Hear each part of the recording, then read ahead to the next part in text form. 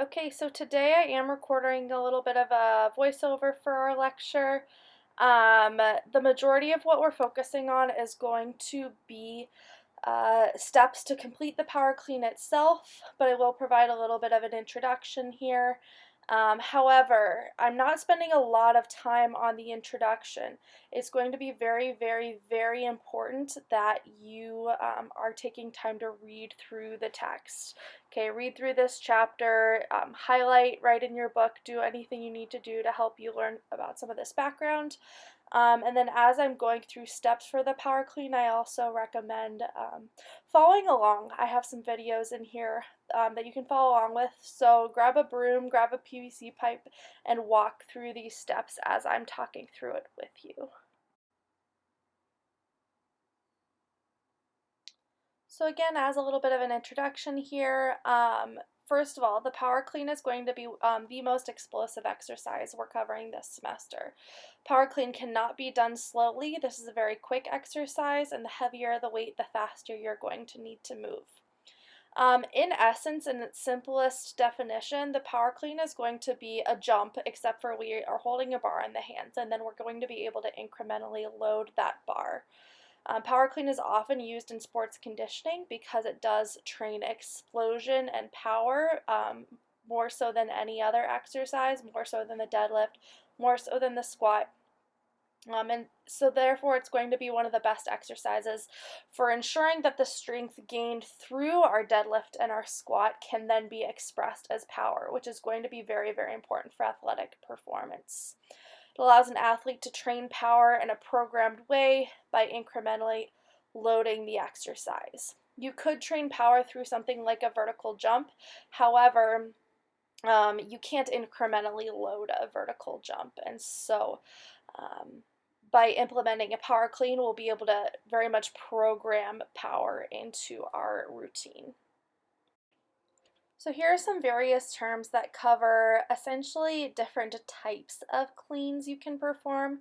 You've probably heard of many of these variations, and so in the next couple slides, I'm just going to throw some videos up for you so you can see the differences if you're not familiar. What's the difference between a full clean and a squat clean? Is there a difference? What's the difference between a squat clean and a split clean? What's the difference between a power clean and a regular clean, right? We're learning about a power clean. How is that different than a full clean or a squat clean? What's a power jerk? What's a split jerk? What's the difference between those two? What's a hang clean? What's a hang power clean? And how can you combine even some of these variations with each other?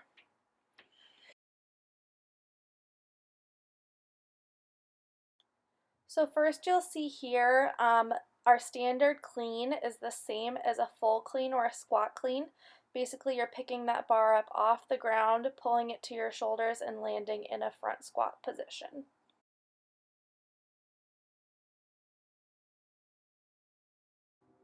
For a split clean, rather than catching the bar in a full squat, we'll be catching it in a lunge.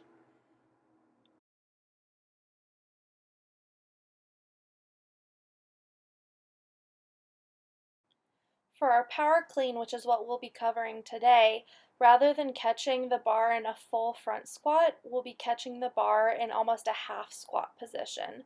This position is something that we'll refer to as power position or jumping position.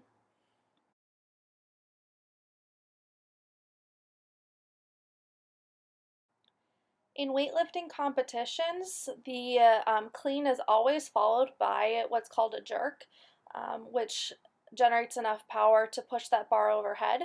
Traditionally, you'll see somebody perform either a split jerk or a push jerk. This is a video of the push jerk and what that looks like. Essentially, you're pushing that bar overhead, catching it in a half squat.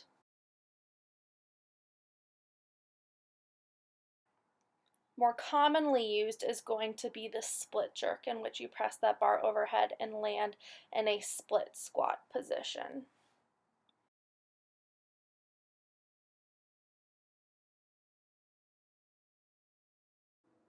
In a hang clean, rather than pulling the bar from the ground, you're pulling the bar from a hang position, but you still catch the bar in a full front squat.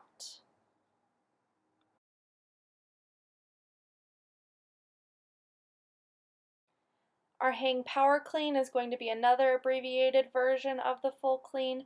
Here, rather than pulling from the ground, you're pulling from a hang, and then you also catch the bar in a power position or a half squat rather than in a full front squat. So this next slide just shows us some of the equations for what we're really looking at, specifically power. What is power? Well, first off, we need to remember what work is, right? Work equals force times distance, okay? The amount of force you can apply to something over a given distance.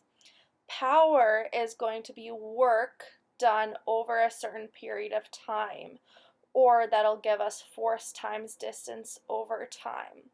Now, put simply, what does that mean for us? Power is essentially the ability to exert force rapidly or to display the strength that we've built quickly. So again, as athletes, why is power important? Power in the weight room is the ability to generate force rapidly, like we said, or to display quickness. And so really this shows us that for all athletes, just being strong isn't enough. You also have to be able to apply power and apply that strength. And so you have to have the ability to rapidly employ your strength and to move things quickly over a given distance over a short period of time. Now, this doesn't mean that strength isn't important. Strength still is very, very much important because at its core, power is dependent on strength. Okay, somebody who can deadlift 500 pounds is always going to be able to clean more than somebody who can deadlift 200 pounds. However, if you have two individuals who can pull the same weight for their deadlift, whether it be 200, 300, 500 pounds, really the better athlete is going to be the one who can move that weight faster, okay, because they're able to generate more power. Our big picture then is it's not only important to train to be strong, but also important to train to be quick. And the power clean will allow us to take all the strength we've built so far this semester and translate it to power, therefore allowing us to be better athletes.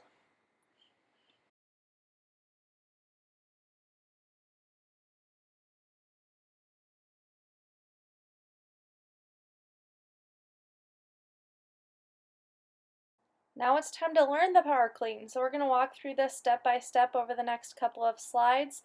Again, I recommend you grab some sort of broom or PVC pipe or implement and walk through these steps with us. Now, just like when we went through our squat at the beginning of the semester with the power clean, we're going to actually start at the end. We're going to work our way from the top down. Because we want to first train where we will end up in this lift so that we don't have to think about our end position as we're learning how to get there. So that means first we're going to learn about our front rack position. Ideally, training the power clean, you should use a weighted bar. However, in our circumstances, we'll just have to settle for broom or PVC pipe. But in most scenarios, something that light isn't going to provide enough inertia or resistance to really allow you to go through the motions properly and can lead to training bad habits. First off, we're going to find our foot position. So typically this is going to be very similar to what it is for the deadlift, but another way to figure out your ideal foot position is to imagine yourself going for a vertical jump off of 2 feet flat on the ground. What does your foot position look like? And this is what's going to allow you to generate the most force off of the ground. So in these next couple of videos, you'll be able to see to jump my highest, my feet are about 18 inches apart and toes slightly out. Next, we need to know how to grip the bar. Grab that empty bar off of your rack, and your grip should be a little bit wider than it would be deadlifting. Grab an overhand grip and then stand upright and internally rotate your elbows. So really what this is going to look like is your elbow pits will be turned in. This will help you to keep your elbows and your arms straight as you're practicing the first pull of this movement. So you can see here right now my elbow pits are forward. That's a no-no. As we transition, you can see very ever so slightly my arms internally rotate. That's good. But now again, I've rotated them back forwards, and that's what we want to avoid. So now before we pull, we need to find that front rack position. So you're going to lift the bar up on your shoulders in any way you need to right now. The bar should sit on the front of your deltoids, away and up from the sternum and collarbones. So it should not be touching your collarbone at all, just resting on that front meaty part of your shoulders. From here, you'll work on driving your elbows forward. Elbows should be very, very high. This is very different to our position we used for the press. Elbows should be forward and high, and the humerus should be almost parallel to the floor. Depending on flexibility, this may be difficult to start with, so you can make it a little bit easier on yourself by widening your grip to begin with. The bar should also not be sitting in the hands. All the weight of the bar should be resting on your shoulders. Your hands are just there to keep the bar in balance.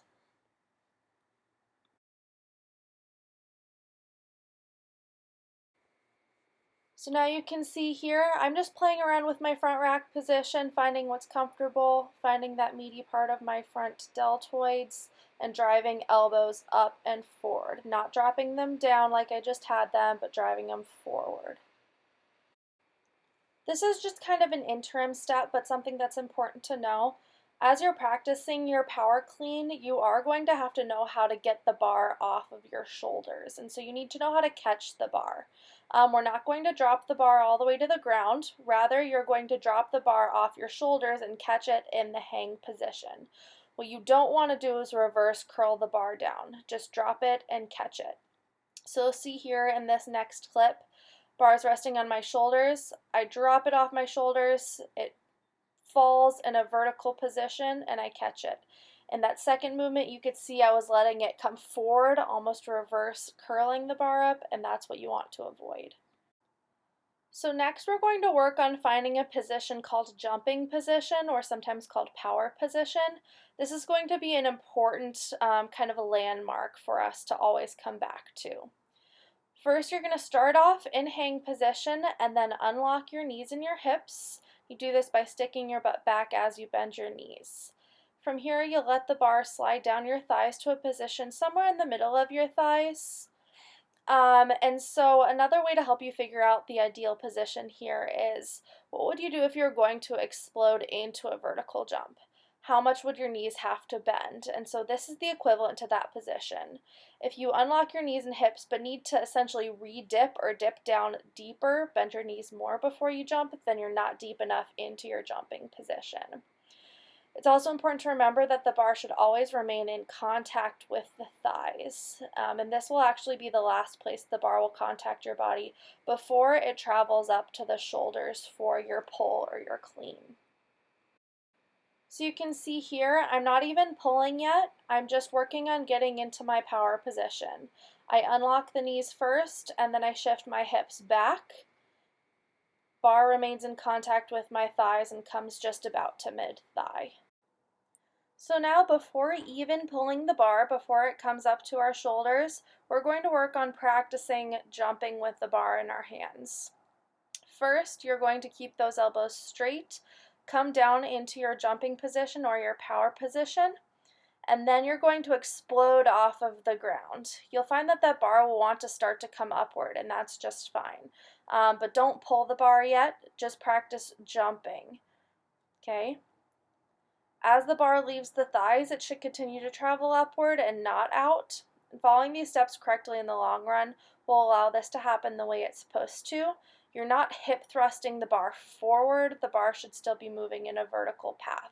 This is a common error I see among people. The bar hits their thighs and then they just thrust that bar forward to try to power it up, and that's definitely not the route we want to go. Okay, so hips are going to move upward and therefore bar is going to float upward. So you can see here I'm just going to practice jumping with the bar in my hands.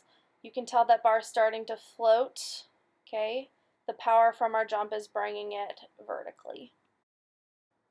Now from power position, I'm finally going to allow that bar to float up in a vertical path to my shoulders, and I'm going to catch in a rack position on my front deltoids. Again, you can see bar's not leaving my body, bar's still staying very close to my body, okay, and not coming too far forward, just nice and vertical. Before we start pulling from the ground, just a couple things you need to double check. Make sure you're starting from the jumping position with the bar touching the thighs and your elbow stays straight. Make sure you're actually jumping, and make sure you rack the bar with your elbows high. If you have those things down, you can start pulling from the ground. Our first pull for the power clean really is going to mimic what we've learned already for our deadlift. So it's not going to take a whole lot of relearning. So we're going to run through steps and what it looks like then to transition from a deadlift into a clean. Okay. Some people like to teach this first pull differently than a deadlift, but for simplicity, there's not a whole lot of difference in variance here. So we're just going to use our deadlift cues to allow us to run through this first pull. We're going to run through this first pull or our deadlift in 3 steps, and the first step is actually one that we've covered already.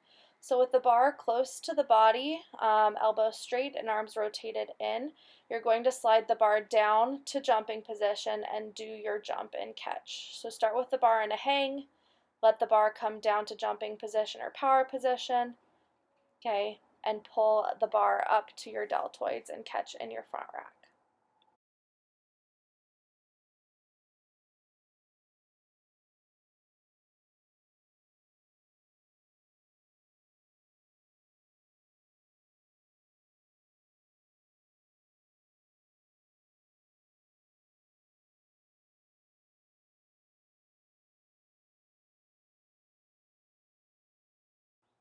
For step 2, we're slowly going to work our way down, and so now rather than bringing the bar to power position, we're going to drop the bar just below the bottom of the kneecaps.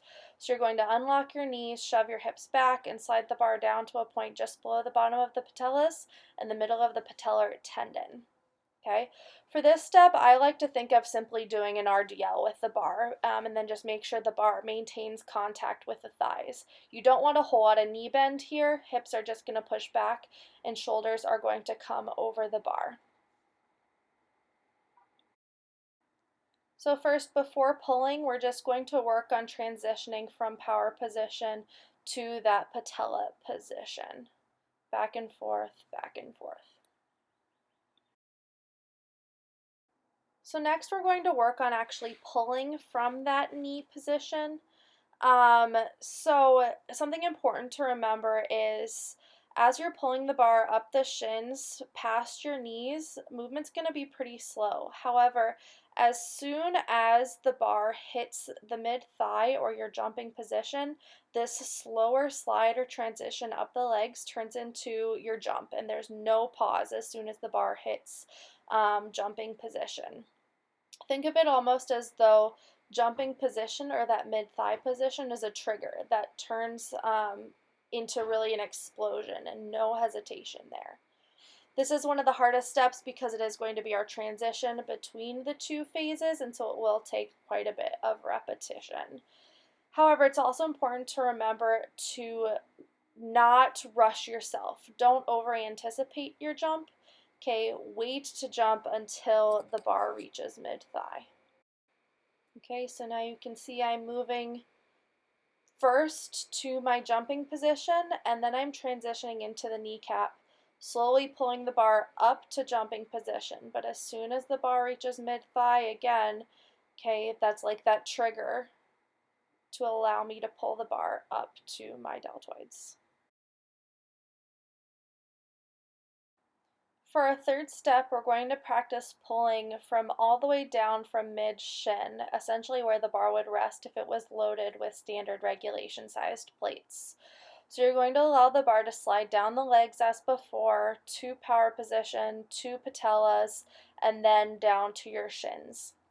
As the bar passes your knees, you will have to let them bend a little bit to drop into what is actually the starting position of your deadlift. So now again, before I even start pulling, I'm going to drag the bar down my thighs from power position to kneecaps, bending the knees a little bit, bringing the bar to mid shins, and just working on transition from position to position. From here, we're going to slowly drag the bar up the shins now, past the knees to jumping position, and then once again, as soon as the bar hits mid-thigh or your jumping position, you're going to explode and jump and catch the bar in the front rack position.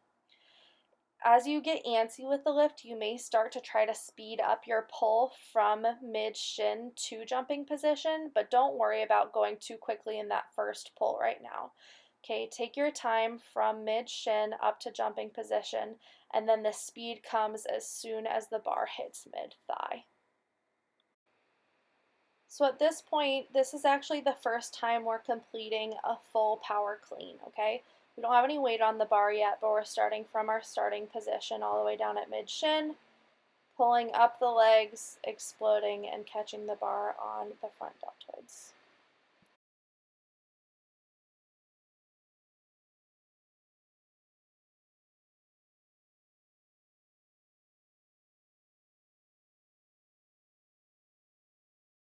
Just a couple things to watch out for before we transition. Don't let the bar speed increase beyond a manageable speed during your deadlift portion, and then don't jump too early or while the bar is still too low on the thighs. Alright, so finally we're going to be able to add some weight to the bar. However, before we add weight, a couple of things you need to make sure that you can do. First, you need to make sure you can pull the bar correctly from jumping position. Make sure you can pull the bar correctly from below the knees, and make sure you can pull the bar correctly from mid-shin. Mastering all three of these positions early is going to be key to avoiding errors and mistakes and bad habits as you try to perfect your power clean. Now that we have some weight on the bar, we're going to start again working in reverse.